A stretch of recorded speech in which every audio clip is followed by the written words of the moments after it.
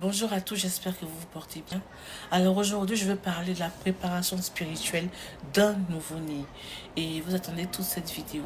Déjà, vous savez que dans chaque tradition, dans chaque croyance, il existe certains rites, certaines préparations concernant la naissance d'un bébé.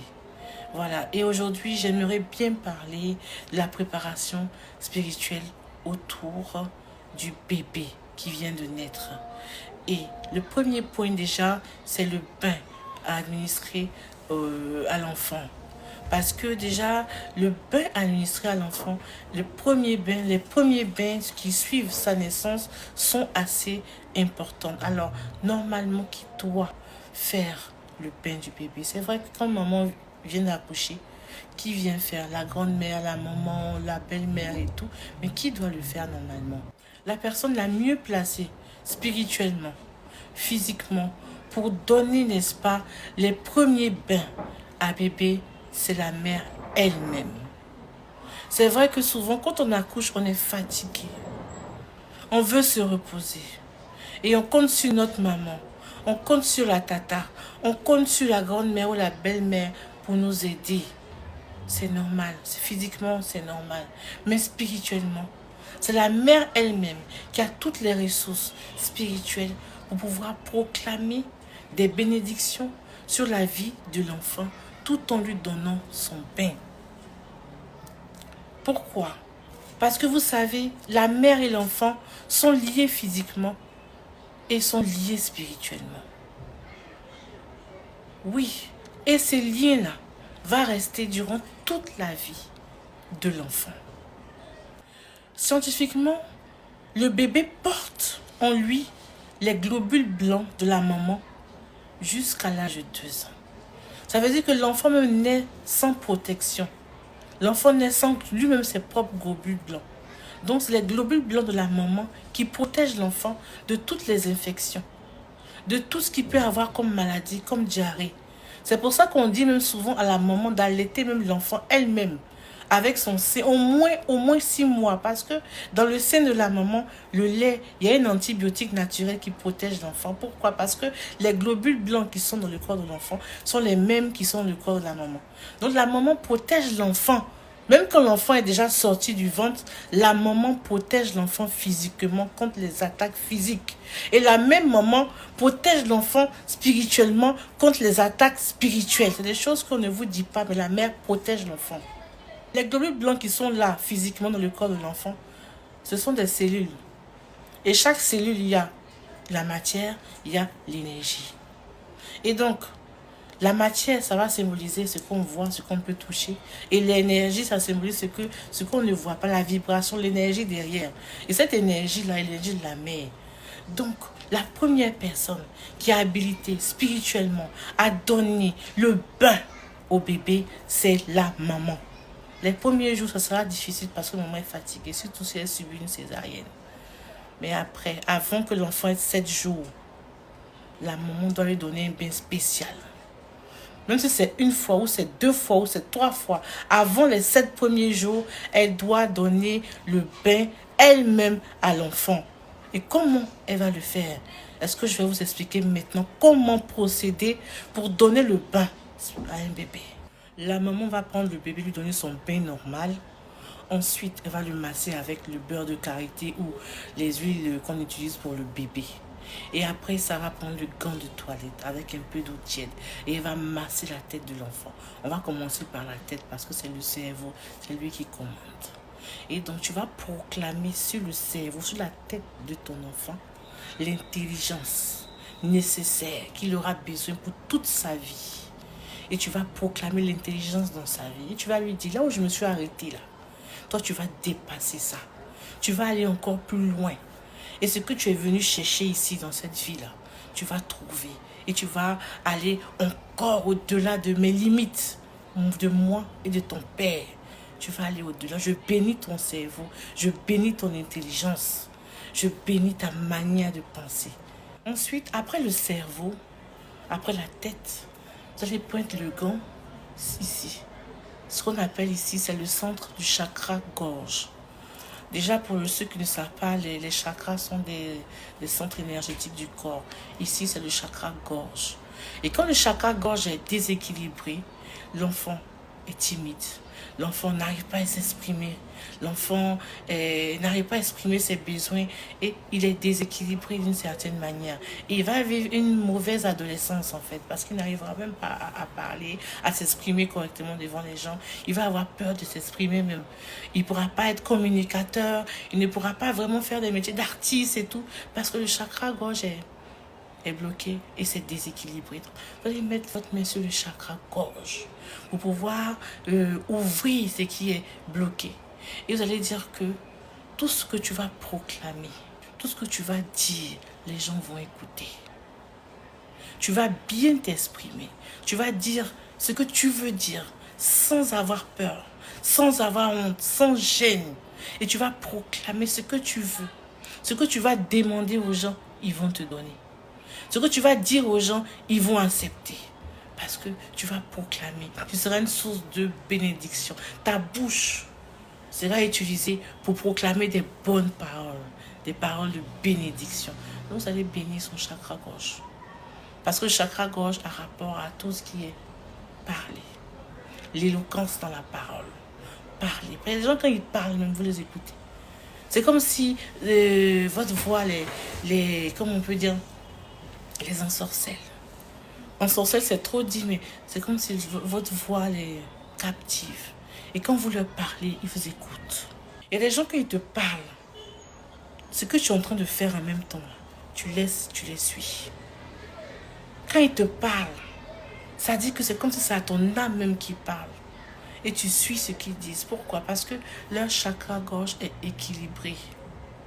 Donc, ils peuvent te dire des choses, tu vas les suivre automatiquement. Tu ne peux même pas douter même de ce qu'ils disent. Et ça, c'est beaucoup plus pour les politiciens aussi. Et les politiciens ou les artistes ou les communicateurs, quand les chakras gorge est équilibré, ils font bien leur travail. Quand les gens entendent leur voix, en même temps, les gens suivent. Donc tu vas protéger, tu vas bénir, tu vas équilibrer le chakra gorge de ton nouveau-né. Ensuite, on va aller au cœur. Le cœur qui est la partie, qui est le moteur même du corps humain. Sans lui, on ne vit pas. Alors tu vas proclamer la bénédiction sur la santé de ton enfant. Pour dire que tu as une meilleure santé que moi. Je bénis ta santé. Que tu ne tombes pas malade comme ça. Que tu aies une santé de fer. En même temps que vous massez au niveau de la poitrine. Que tu aies une santé de fer. Que tu sois robuste, coriace. Et que la maladie ne te couche pas comme ça. Et durant toute ta vie, que tu aies une santé de fer. Ensuite, on va aller sur le ventre, au niveau du nombril. Parce que le nombril, c'est quoi? Ce sont des ouvertures, ce sont des portes spirituelles. Il y a le nombril, il y a les yeux, les narines, la bouche, les oreilles, le sexe, les deux entrées là. Pour les femmes, même pour les hommes, l'orifice, n'est-ce pas, de leur partie génitale. Tout ça sont des entrées spirituelles. Donc, à partir du nombril déjà, vous allez sceller toutes les entrées spirituelles de votre bébé. Vous allez dire, je scelle, je ferme toutes les entrées spirituelles de ton corps. Ça veut dire que aucune personne va pouvoir se lever dans le monde spirituel pour pouvoir envoyer tout ce qui est négatif en toi. Parce que c'est par les portes du corps que les gens arrivent à entrer pour pouvoir vous envoûter, pour pouvoir vous lancer des sorts, pour pouvoir vous manipuler en sorcellerie. Donc, vous allez fermer spirituellement toutes les entrées du corps à toute attaque négative. Vous scellez, je ferme les entrées de ton corps à toute attaque négative. Je scelle les entrées de ton corps à toute attaque négative à partir du nombril du bébé. À partir du nombril que vous allez masser. Ensuite, vous arrivez au bas-ventre. Le bas-ventre, c'est quoi? C'est la fertilité, la fécondité de l'être humain. C'est là-bas que les organes génitaux de la reproduction sont placés. Et donc, vous allez proclamer la fécondité. Vous allez proclamer la fertilité dans la vie de votre bébé. tu vas dire, je réclame ma descendance à travers toi. Parce que c'est l'enfant là qui va te faire une descendance. Je réclame ma descendance à travers toi. Que mes descendants viennent et qu'ils ne soient pas bloqués.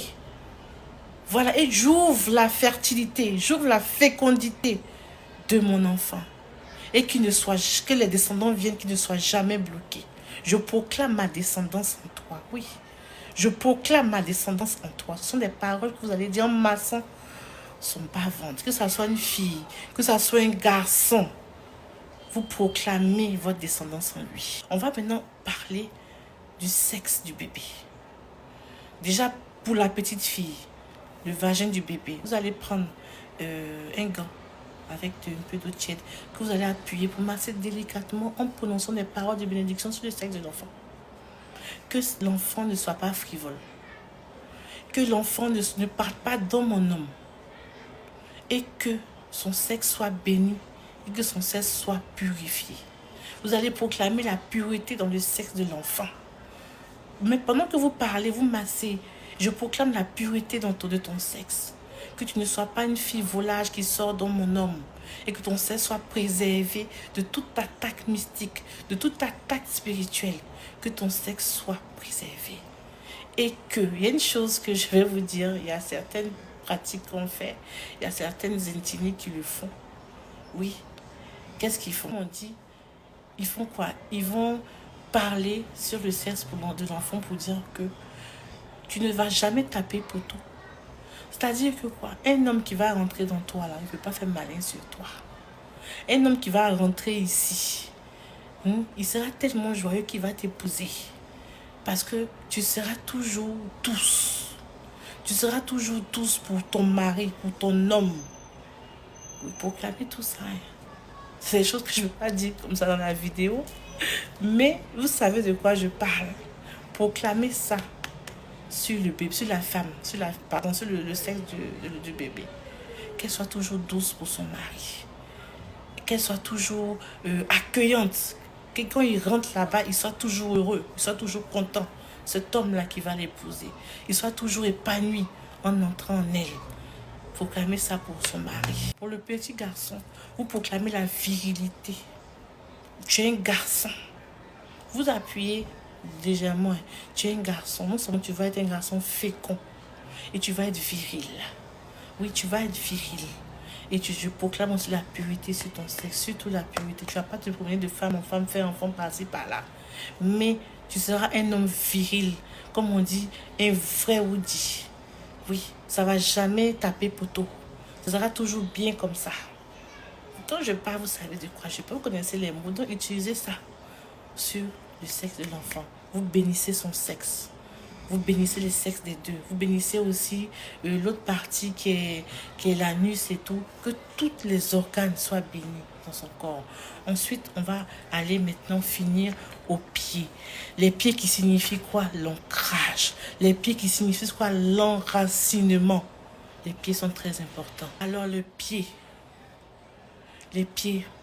sont très importants. Parce que c'est avec les pieds qu'on se lève pour marcher, pour aller chercher le pain. C'est avec le pied qu'on se lève pour aller au travail. C'est avec le pied qu'on se lève pour chercher de quoi manger. C'est avec le pied qu'on se lève pour marcher, pour boire l'eau et tout. Les pieds, c'est la vie. Ça symbolise la vie. Et donc, les pieds, c'est l'enracinement. Donc, vous allez bénir les pieds de votre bébé. Et vous allez dire quoi? Là où tes pieds vont fouler, l'endroit où tes pieds vont fouler, cet endroit-là sera en ta possession. Tu vas posséder chaque endroit où tu vas entrer. Que ce soit ta classe à l'école, que ce soit ton bureau, que ce soit ta boutique, que ce soit ton restaurant ou le marché, partout où tu vas entrer, tu vas prendre possession, n'est-ce pas, de cet endroit. Je bénis tes pieds. Je bénis tes pieds. Là, vous bénissez les pieds 7 fois. Je vous dis, je bénis tes pieds 7 fois. Vous le dites. Je vais t'enraciner maintenant avec la terre. Je t'enracine avec la terre.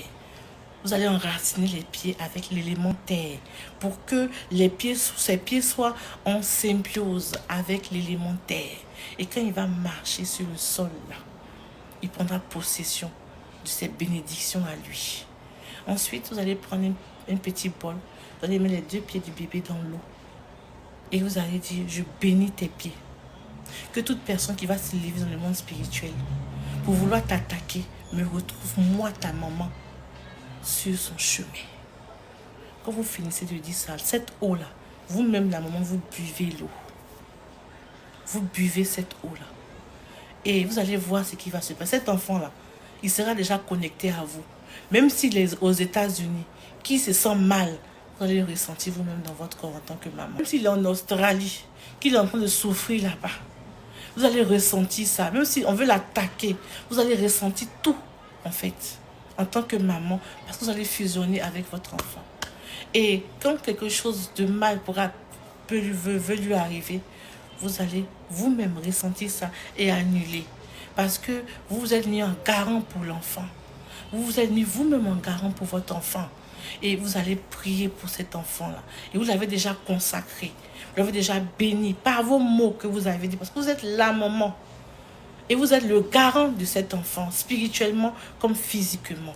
Et cet enfant, même s'il grandit, il va toujours fusionner avec vous.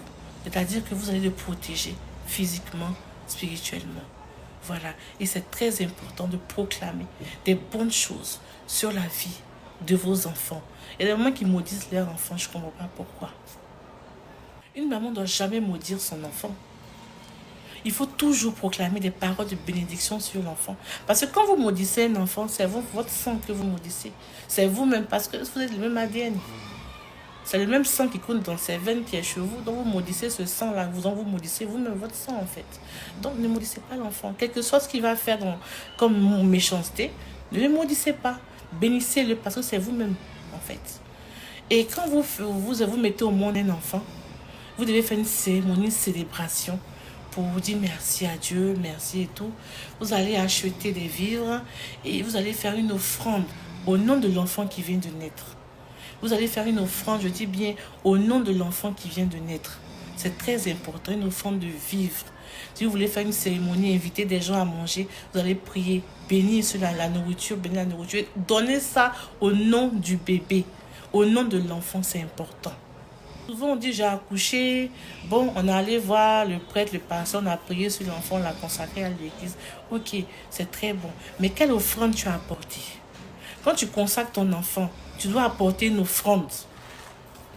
Tu dois apporter une offrande d'une bonne valeur. Tu dois payer des vivres et envoyer aux démunis au nom de l'enfant. Ça, c'est très important de le faire. Après la naissance de l'enfant, quelque temps après, faites cela. Ou organisez une fête, ou invitez les gens à venir manger au nom de l'enfant. C'est très important de le faire.